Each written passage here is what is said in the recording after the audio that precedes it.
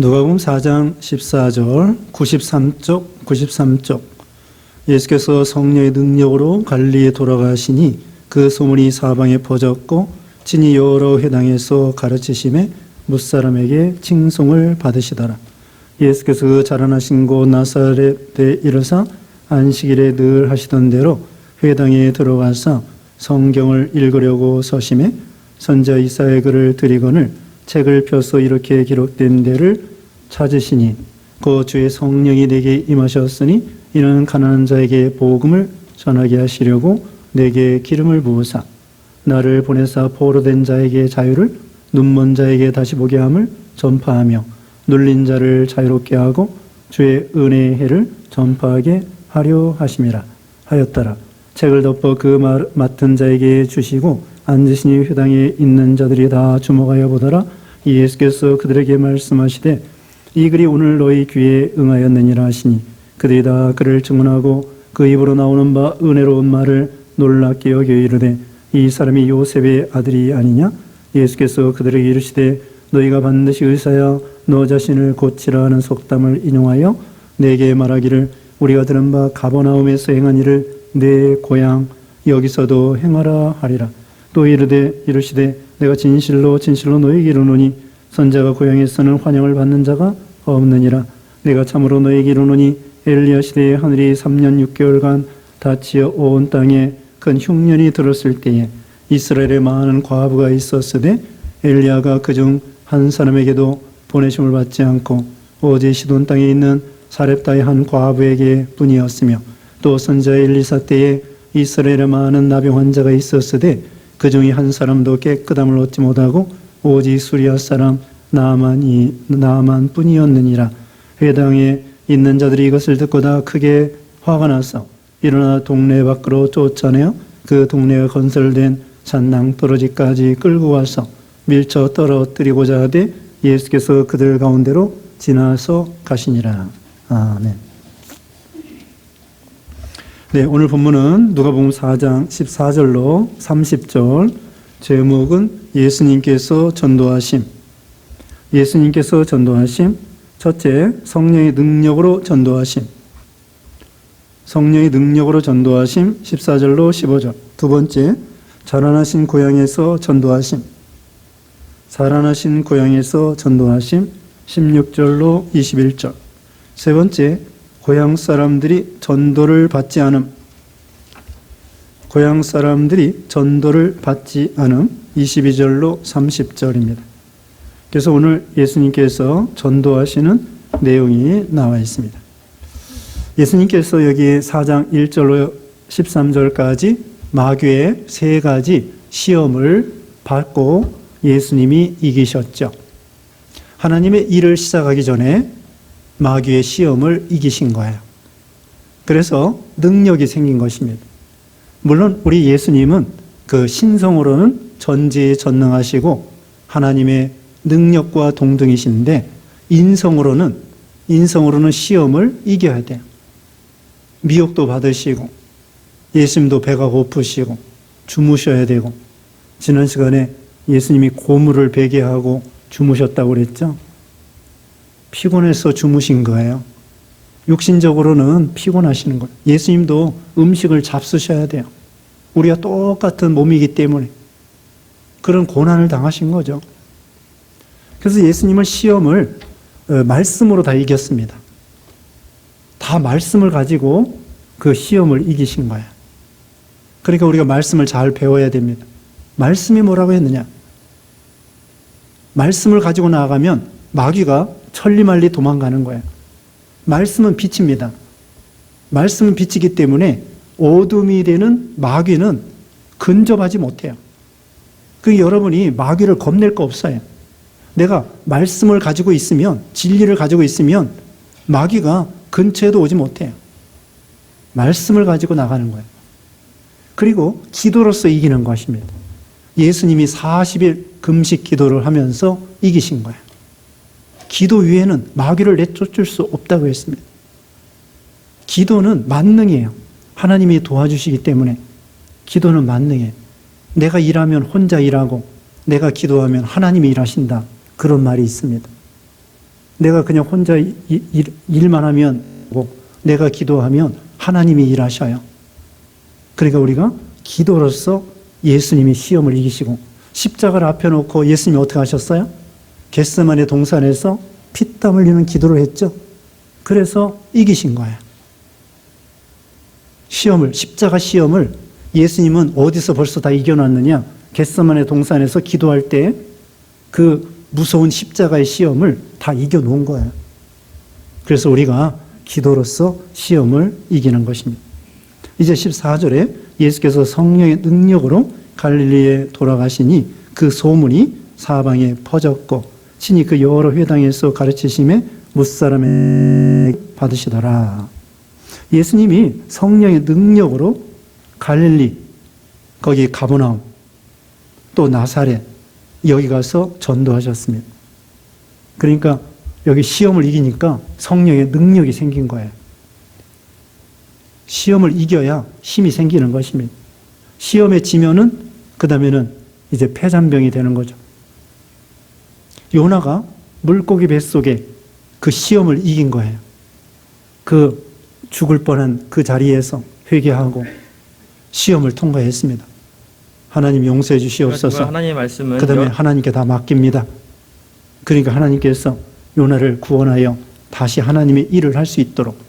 그러니까 한 번 외치니까 니느웨 사람들이 다 회개하는 거예요. 이게 하나님의 능력이죠. 성령의 능력이고. 그래서 우리가 사도행전 1장 8절에 뭐라고 했습니까? 성령이 임하시면 너희가 권능을 받고 예루살렘과 온 유대와 사마리아와 땅끝까지 이르러 내 증인이 되라고 그랬습니다.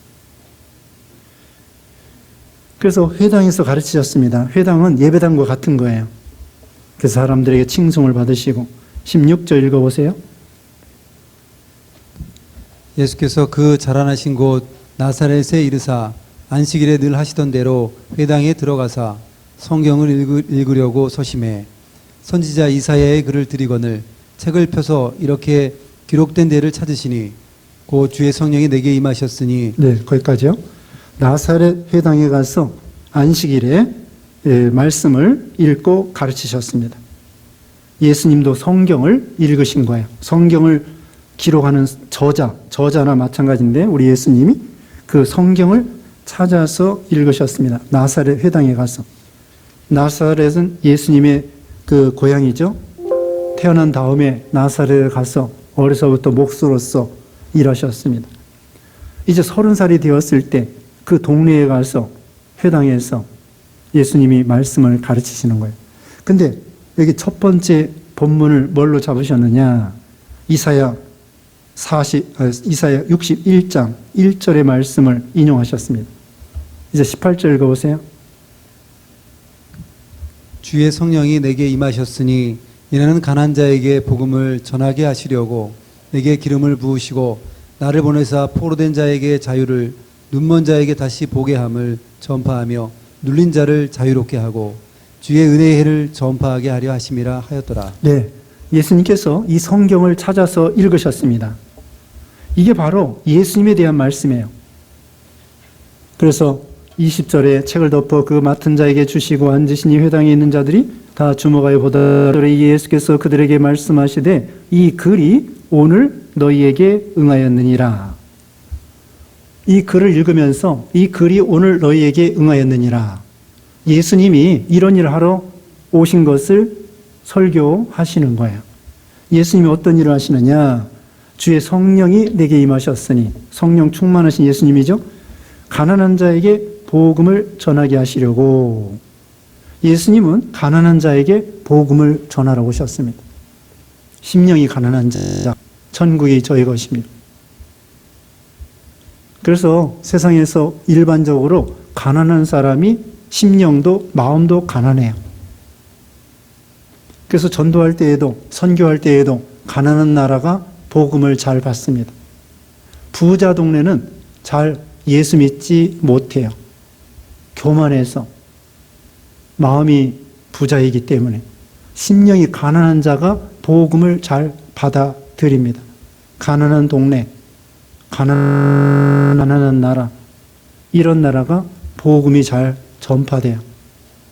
오히려 부유한 나라에서는 교회가 점점 줄는 거예요. 우리나라도 교회와 교인이 점점 줍니다. 근데 중국 같은데, 이런데, 인도네시아 같은데, 이런 데에는 오히려 예수님이 점점 늘어나는 거예요. 일본 같은 나라 전도하기 어렵습니다. 유럽 같은 나라, 유럽 선진국이잖아요. 그 사람들은 오히려 이슬람 사람들이 더 많아져요. 예수 믿는 사람들은 줄어들고. 그래서 보통 이 외적으로 가난한 사람이 마음도 가난하기가 쉽고, 그러면은 마음이 가난하니까 갈급해서 복음을 잘 받아들이게 되는 거죠. 그 다음에는 내게 기름을 부으시고, 기름을 부으셨다. 예수님은 기름 부음 받은 자입니다. 그리스도라는 거. 구약 성경에는 메시아. 메시아라는 말과 그리스도라는 말이 같은 것인데, 헬라어로 그리스도, 히브리어로 메시아. 기름 부음 받은 자다. 예수님은 세 가지 직분을 가지고 오신 거예요. 무엇입니까? 선지자, 제사장, 왕. 선지자, 제사장, 하나님의 왕. 말씀은 이 세 가지 직분을 여기, 가지고 오셨습니다. 그래서 예수님이 기름 부음 받으신 분이고요. 그 다음에 나를 보내사 포로된 자에게 자유를. 예수님은 우리를 포로된 자에게 자유를 주러 오셨습니다. 뭐에게 포로됐죠?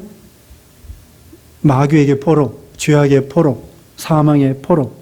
여기에서 우리를 구원해 주러 오신 거예요. 죄악의 포로. 죄값은 사망인데 사망의 포로. 예수님만이 우리를 해방시켜 줄 수 있습니다. 마귀에게 포로돼서 쇠사슬에 묶여있는 우리들을 풀어줄 수 있는 분은 우리 예수님밖에 없습니다. 마귀의 포로, 죄악의 포로, 사망의 포로에서 우리를 해방시켜 주시고, 공중의 권세 잡은 마귀의 종노릇에서 우리를 구원해 주셨다고 에베소 2장 2절에 말씀하고 있습니다. 또 미신의 종노릇하는 우리들, 미신에 걸려가지고 이것도 못하고 저것도 못하고 이사도 제대로 못하고 사업도 제대로 못하고 그래가지고 겁나가지고 뭐 어떻게 이사 가야 되고 손 없는 날 이사 가야 되고 또 동서남북 따져야 되고 명당 따져야 되고 또 뭐예요? 또 이름, 장명도 또 장명하는 사람 가가지고 장명하고 그렇게 미신의 종노릇한 거야. 그렇게 해가지고 복 받았습니까? 옛날 임금들이 얼마나 명당을 찾아다녔습니까? 임금들이 명당 찾아다녀도 나라가 망하게 돼 있습니다. 고려도 망하고 2조 500년도 망하고 일제시대에 망하고. 서양 사람들 명당 몰라요. 예전에 서양 사람들 명당 몰라도 서양 사람들이 더 잘 삽니다. 과학이 발달하고 복음을 받아야 잘 살아요. 그래서 미신의 종노릇하고 그런 데에서 자유해 주시는 것입니다. 그 다음에는 눈먼 자에게 다시 보게 함을 전파하며. 눈먼 자, 이것은 뭐냐면은 심령의 눈이 먼 거죠. 눈이 멀어서 하나님을 못 알아보고 천국을 못 알아보고 천국이 없다고 하고 이런 사람들이 눈먼 자입니다. 예수님이 왔는데도 예수님이 누군지 못 알아보고 그러다가 이제 예수님을 믿으면 눈먼 자가 보게 되는 것입니다. 예수님을 보게 되고 하나님 아버지를 보게 되고 믿음의 눈으로 천국을 보게 되고 성경 말씀이 깨달아지고 그래서 눈이 띄어지는 거예요. 귀가 열리고 눈이 띄어지는 거예요. 하나님 말씀이 믿어지고 깨달아지는 거예요. 그 다음에 또 눌린 자를 자유롭게 하며, 눌린 자를 자유롭게 하며, 억눌린 자, 여기에 자유를 주신다는 것입니다. 이것도 마귀에게 눌리고 죄악에 눌리고 또 여러 가지 불안, 초조, 우울 이런 데 눌리는데 여기서 자유를 주시는 거예요. 여러 가지 시험 중에 두려워하고 괴로워하고 이런 것도 거기서 자유를 주시는 것입니다. 자유예요.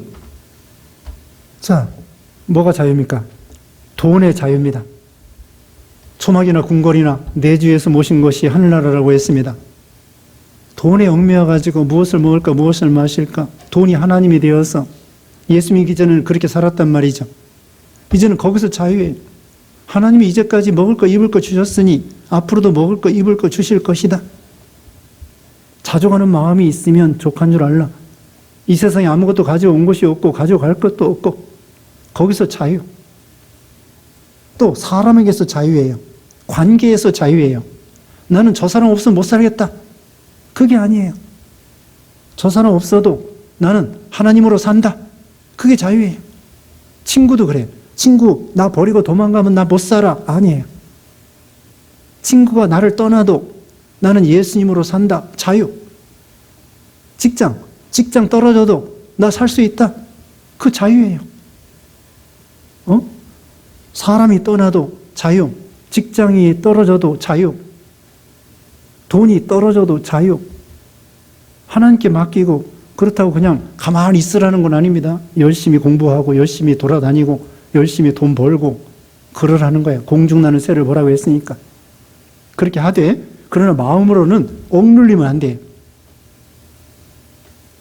비지에 쪼들리는 것처럼 억눌리면 안 됩니다. 하나님 말씀으로 나는 주 안에서 초막이나 궁궐이나 자유다. 자유다. 꼭 아파트 50평에서 살아야 되는 거 아니에요. 20평에 살 수도 있어요. 네? 나이 들으면요, 작은 데 살아야 돼요. 큰 데 살면 청소하기 힘들고 춥습니다. 춥게 살아야 돼요. 근데 작은 집에는 에너지 조금만 써도 되고 청소하기도 쉽고 오글오글 모여서 살으니까 정답고 좋아요. 그 너렁창한 데서 식구도 별로 없는데 살아봐요. 삭막합니다. 각자 문 닫고 있으면은 이건 감옥인가, 이게 뭔가 그렇게 생각이 되는 거예요. 그러니까 나이가 들수록, 그 다음에는 저희 다이어트 해야 돼요. 다이어트 무슨 다이어트냐? 장롱도 버리고 또 뭐예요? 옷도 버리고 살림도 저기 웬만한 건 버리세요. 이제 죽을 때 된 사람들 이제 천국 갈 때 됐는데 뭘 이렇게 사다 모으니라고. 나중에 자식들 그거 버리기 힘들어. 그러니까 생각해서 심심하면 하나씩 버리세요. 그리고는 이 물건도 다이어트 해야 돼. 죽을 때 다 놓고 가야 되는데 뭘 하면서 단촐하게 살아야 됩니다. 그래서 이 자유의 자유, 눌린 자에게 하나님은, 우리 예수님은 자유를 주러 오셨다. 이게 자유가 얼마나 좋아요. 옛날에 재밌는 얘기가 있습니다. 동독의 개하고 서독의 개가 있었는데, 동독의 개가 거기는 저기잖아요. 그 공산주의란 말입니다. 너 왜 서독으로 도망왔냐? 글쎄 먹을 것도 많고 그러는데 마음 내고 짖을 수가 있어야지. 그 동독의 개가 마음 놓고 짖을 수가 없어가지고 서독으로 도망왔대요. 그게 뭐냐면은 언론의 자유가 없다는 거야. 공산주의는. 언론의 자유가 없으니까 마음 놓고 짖어댈 수가 없어. 욕할 수가 없고 남 비판할 수 없고, 신문이나 언론에다가 자유가 없으니까 서독으로 자유 거기로 돌아왔다는 거죠. 그런 만들어낸 재밌는 예의가 있습니다. 북한에서도 탈북민들이 왜 이남으로 옵니까? 자유가 없어서 오는 거야. 먹을 거 없어서 오는 사람도 있지만 자유가 그리워서 오는 사람도 있습니다. 자유, 진리 안에서 자유. 참 감사한 일이죠. 19절에 주의 은혜의 해를 전파하게 하려 하심이라. 지금이 바로 은혜 받을 때라 이거야. 은혜의 때. 신약시대에. 우리가 신약시대에 태어난 거 얼마나 감사합니까? 구약시대에 태어나지 아니하고 신약시대에 태어난 거. 여러분이 구약시대에 태어나려고 하면은 이스라엘 백성이 돼야 돼요. 아브라함의 후손으로 태어나야 구원받아요. 그렇지 않으면 구원 없어요. 구약시대. 근데 이 신약시대에는 뭐 상관없어요. 모든 이방 사람들이 예수 믿으면 누구든지 구원을 받는 거예요. 신약시대에는 오순절 성령 보내주시고 예수님 구체적으로 오시고 말씀 전해주시고 구체적으로 죽으시고 살아나 주시고 이런 복을 우리에게 주시는 거죠. 지금이 바로 은혜의 때입니다. 그래서 고린도후서 6장 2절에는 보라 지금 은혜 받을 만한 때요. 보라 지금 구원의 날이라 이렇게 말했습니다. 이 글이 너에게 응하였느니라 21절 그랬죠. 이제 22절 읽어보세요. 그들이 다 그를 증언하고 그 입으로 나오는 바 은혜로운 말을 놀랍게 여겨 이르되 이 사람이 요셉의 아들이 아니냐. 예수께서 그들에게 이르시되 너희가 반드시 의사야 너 자신을 고치라 하는 속담을 인용하여 내게 말하기를 우리가 들은 바 가버나움에서 행한 일을 내 고향 여기에서도 행하라 하리라. 네. 그 다음에는 예수님께서 배척을 받으신다는 겁니다. 이 나사렛에서 예수님이 어려서부터 목수일을 하셨어요. 부모님 봉양하고. 그래서 다 알아요. 동생이 누구이고, 어머니가 마리아고, 아버지는 요셉이고, 요셉은 일찍 세상 떠나고, 예수님이 목수 역할을 하고, 근데 갑자기 예수님이 구주라고 하면서 돌아다니면서 병 고쳐주고, 말씀 전해주고, 그러니까 사람들이 이해를 못하는 거예요. 아니 30살까지는 29살까지는 목수로 일하더니 갑자기 30살이 되어서 구주다 하면서 돌아다니는 거예요. 그 사람들이 놀라는 거죠. 22절 끝에는 요셉의 아들인데 어떻게 이렇게 설교를 잘하나? 무슨 하여튼 이렇게 귀한 말씀 어떻게 저렇게 학교도 제대로 안 나온 사람 같은데 어떻게 성경을 저렇게 잘 알지? 어떻게 설교를 저렇게 잘하지? 어떻게 저렇게 병을 잘 고치지? 저 사람이 누굴까? 그러면서 의심을 하게 됩니다. 그러면서 23절 읽은 것처럼요. 너희가 반드시 의사야 너 자신을 고치라는 속담을 인용하여 의사야 너 자신을 고치라. 너부터 고쳐라. 남 고칠 생각 말고 의사야 너부터 고쳐라. 이렇게 좀 비난하는 거죠. 비난하는 거야. 그 다음에는 우리가 들은 바 가버나움에서 행한 일을 내 고향 여기서도 행하라. 네, 가버나움에서 내가 이적을 행한 것처럼 여기 나사렛에서도 이적을 행해 보거라. 이렇게 꼬투리 잡고 비난하는 식으로 말하는 것입니다. 24절 읽어보세요. 또 이르시되 내가 진실로 너에게 이르노니 선지자가 고향에서는 환영을 받는 자가 없느니라. 선지자가 자기 고향에서 환영받지 못한다는 것입니다. 옛날부터 그렇다는 거야. 자기 고향 사람들이 외적인 모습만 보고 예수님을 몰라보는 거죠. 예수님이 하나님의 아들인가? 베들레헴에 탄생하시고 나사렛에서 자라나시고 가버나움으로 이사 가시고 육신적인 면만 부모가 누구고 동생이 누구고 또 그 사람의 직업이 무엇이고 이렇게 생각하는 거예요. 외적인 모습을 보고 은혜를 받지 못하는 거죠. 심지어는 예수님을 믿지 못해서 구원을 받지 못하는 사람도 있었습니다. 그리고 심지어 예수님을 핍박하고 죽이려고 하는 사람도 있었습니다. 여기 이제 뒤에 나오는데요. 자, 그러므로 우리는 사람의 외모를 보고 판단하면 안 됩니다. 그래서 마태복음 6장 1절에도 마태복음 7장 1절에도 비판을 받지 아니하거든 비판을 하지 말라. 사람을 달아보지 말라. 마태복음 7장 1절에 그렇게 말씀했습니다. 우리는 교역자에 대해서도 외모로 판단하지 말고 바울도 대머리였대요. 키가 작았대요. 근데 바울이 전한 말씀이 얼마나 대단한 말씀입니까? 정통 복음 진리의 말씀, 능력의 말씀이죠. 그렇게 해서 은혜 받으라는 거야.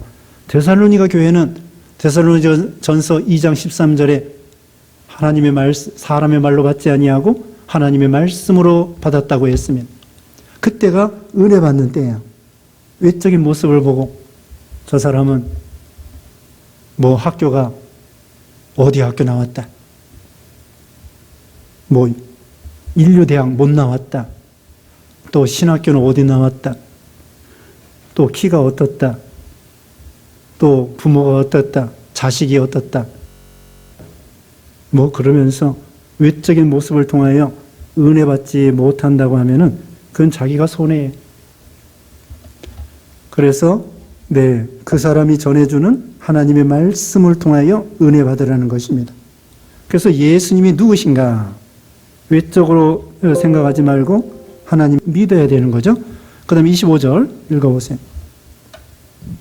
내가 참으로 너에게 이르노니 엘리야 시대에 하늘이 3년 6개월간 닫히어 온 땅에 큰 흉년이 들었을 때에 이스라엘에 많은 과부가 있었으되 엘리야가 그중 한 사람에게도 보내심을 받지 않고 오직 시돈 땅에 있는 사렙다의 한 과부에게 뿐이었으며. 네, 엘리야 시대에 3년 6개월 동안 흉년이 들었을 때 엘리야가 그 사르바 시돈 땅에 있는 이방 도시입니다.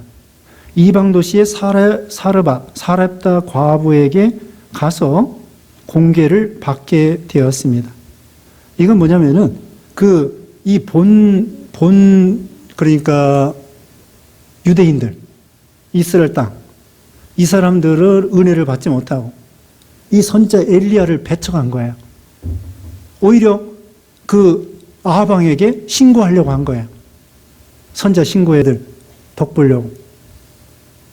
그러니까 엘리야는 할 수 없이 이방 도시로 도망갔어요.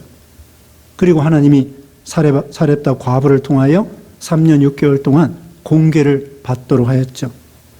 이건 뭐냐?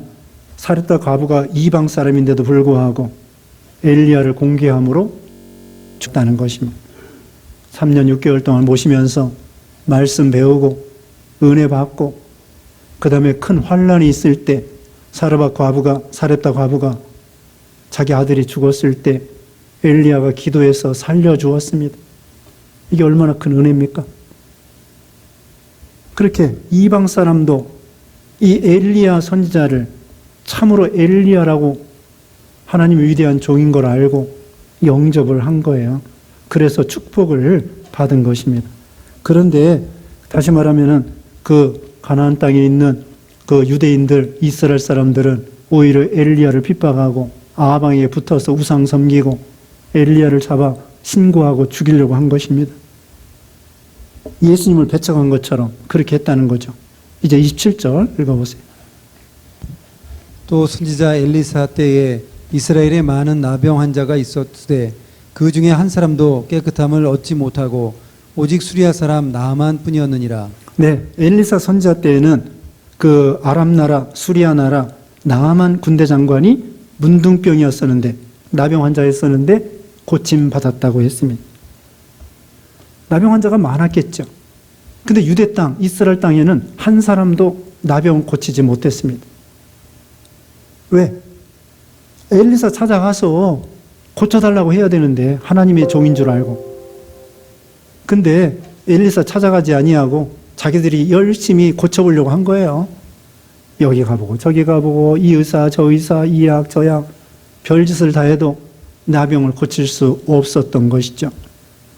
그런데 참 이 이방 나라 수리아 사람 나아만은 회개하고 엘리사를 찾아와서 그 고칠 수 없는 나병을 고침받게 되었던 것입니다.